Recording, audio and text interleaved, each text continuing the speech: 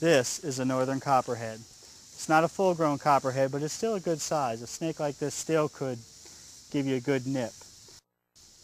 You can see the perfect camouflage on this snake. It looks just like fallen leaves. All right, don't go anywhere, buddy. We'll try to keep him in between these rocks. Now, the triangular head it has certainly is a key in identification. It has to house those fangs. Whoop, he's a little fired up.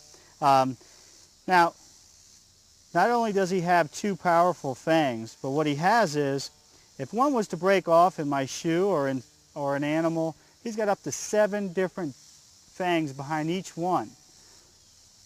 Come here, buddy. Just trying to keep him in place. Now, the camouflage, there is no better camouflage than on this snake. And again, this snake here is not full grown. The venom in copperheads is the least toxic of all of the snakes that are in Virginia. And again, there hasn't been any recorded deaths from this bite. Copperheads are a very important part of the web of life that we are a part of. So it's very important to respect this animal, and if you ever bump into this beautiful snake, it's a good idea to leave it alone. In the fall and early in the spring, these are communal dinners, so you'll find several copperheads in one spot. They really do everything they can not to bite you. Large copperheads are known to do what is a dry bite. Now, there's no guarantee on this fact, but occasionally a copperhead will bite and not inject venom. The smaller ones, like this one, although it has lost its sulfur tail, when they're first born, I think up to the first 2 years, they have a bright yellow tail, and they wiggle that to attract what they want to eat.